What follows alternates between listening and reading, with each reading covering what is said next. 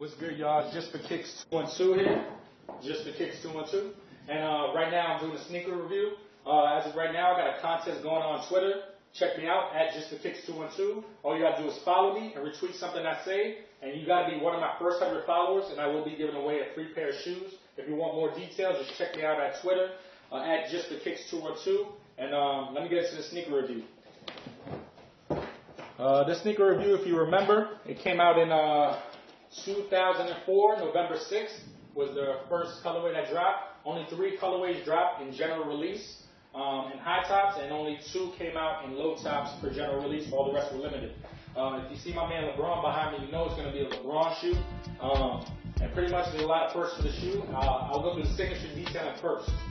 So you got, if you remember this box, this came out when I was in middle school. I'm 22 right now. Came out when I was in middle school.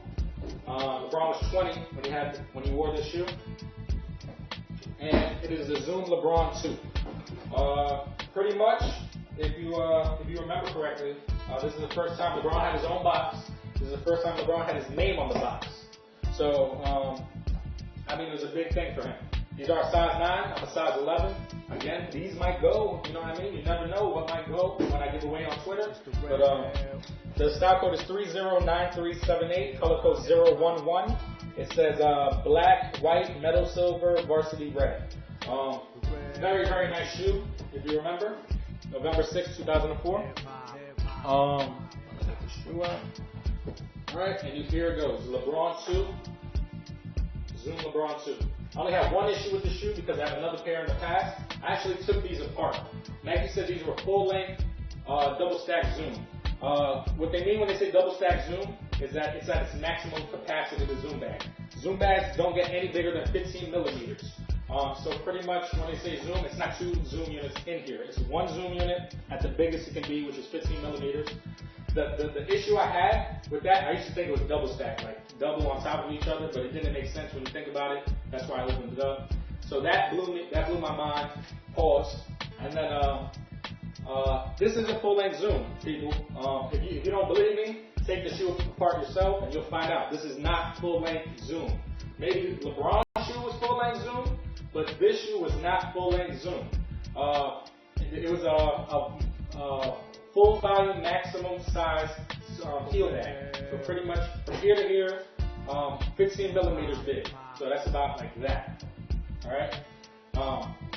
Then it had it in the 4'2", 15 millimeters, but it was an articulated Zoom unit. Which means that it's the same size, it's full length across, and about that big like a regular Zoom unit, but it's articulated in half. So pretty much there's like you see how there's this flex groove here? It's like that, right in the middle of the Zoom unit. So there's 2 Zoom units in one bag. So pretty much to take pressure on different Zoom units for flexibility issues, they did that. As you know about the LeBron 2, it doesn't flex well, so I'm assuming that's why they did that. Along with the internal the Zytel midfoot shank plate. And then the sole lipping onto the upper and the thick ass Phylon midsole. They had to try to create some flexibility. I'm guessing they did it with the Zoom unit. These are not full length Zoom, people. Take them apart if you don't believe me. Articulated Zoom bag in a 4-foot, split in half, and then a full maximum size in the heel. That was my only issue. That's with the technology. So let's get into signature detailing first, just so I can get all the technical stuff later out the way. So signature detailing, I have the zigzag pattern LJ for modified herringbone traction. As you can see, it says LJ all through it. And when it lifts up over, it lifts up over onto the shoe. Again, when it lifts up onto the upper, LJ, and the heel lifts up over, and on the medial side lifts into the arch. LJ stands for LeBron James, obviously, but pretty much that's one signature detail. You got the Nike logo right here, and you have it right here. You have another Nike logo on the strap. You have the swoosh, and so signature athlete detailing. You have the LeBron here. You have LeBron here. You have LeBron here. You got LeBron in the heel and TPU. And then more signature detailing. This is the first again. The lion. This is the first time they used the lion on the LeBron shoe. So King LeBron James, first time they put it on his shoe. So it's right here in laser etching. You got the logo here, LBJ, signature detailing, athlete signature detailing. You have the swoosh right here in leather with more lasering. The reason why they did lasering in the shoes because if you remember with the Zoom generation, there was a lot of counterfeiting. So pretty much laser etching at the time was super hard to do and it was super expensive. That was the reason why they only came out with 3 general colorways for general release, and then in high tops and 2 for low tops. And then the rest were all limited. That was the reason why it was expensive and hard to do, and counterfeiters couldn't really do it either. So again, that's why they did laser etching. It's nice. I like that they did it. And then the last signature detail would be on the insole, LeBron signature collection. So pretty much when we get into it, I got maybe 6 minutes left, so I don't bore you out to death. Let's get to the technical aspects. You got the modified herringbone traction in LJ, so herringbone still has that zigzag pattern, mimicking the herringbone, so it's modified. You got the solid rubber is white, solid rubber for that durability on court, outside or in court. Then you got the red, which is sticky rubber, pretty much give you a bit more traction on the outer of the sole. So when you're playing, you can cut a little bit better. It feels a bit more stickier. I mean, not actually sticky to the court, but it works better on courts, this sticky rubber. The Nike, you got Zoom. It says Zoom there on the sticky rubber. That's pretty much it. King, you got King there. I don't know if you can see it. King. That's pretty much it. I'm assuming on the other shoe it says James. So it says King James right there. King James. And that's pretty much it for that on the outsole. The midsole is Phylon. Phylon's firm, responsive. A lot of basketball players like to use it in their shoes. Most basketball shoes are made out of Phylon in the midsole. The Phylon on this is super thick, if you can see. I mean, it goes all the way, it's like an inch thick and goes all the way into about 2 to 3 inches high. So into the heel. So it wraps around the Phylon as you see. Phylon, Phylon, Phylon, and then it goes up, Phylon, Phylon, goes lower, Phylon, Phylon, Phylon, Phylon, Phylon. And then you have the sole lipping on up over the upper, and then Phylon, Phylon, and the sole again lipping over the midsole and upper. The reason why they put the walls here, so these are Phylon walls. The reason why they put the walls here, and then they put the sole, the solid rubber sole upper, onto the upper, is because when you're playing basketball and you're making cuts, for example, when your foot lands to make a cut, your heel, your whole foot, it's like a roller coaster. When you go down on a roller coaster, you feel your body pressing against the chair. It's like that. Your foot is pushing this way. So your foot is making the motion. If it's in the shoe like this, it's pushing this way, right? So the walls are preventing your foot from moving in place. Your foot moves in place in the shoe, you're going to lose balance, you're going to hurt yourself, stuff like that. So they have these walls, the Phylon walls on the medial and lateral side, and they have the solid sole going up on the lateral side to keep your foot in place when you're cutting. The reason why they don't do it on the medial side is because it'll prevent you from cutting well. It's pretty much a force. It'll be a wall you're pushing against, and you won't really win against the wall. You'll mess up your shoe, you mess up your foot, and they just don't do it on the medial side in the forefoot area. So that's pretty much it for Phylon. The upper is ballistic mesh and the toe box and the midfoot panels, right? And then you have the genuine leather on the mud guard. This is really, really good leather. Smells like a brand new jacket. On the forefoot area panels, the forefoot panels.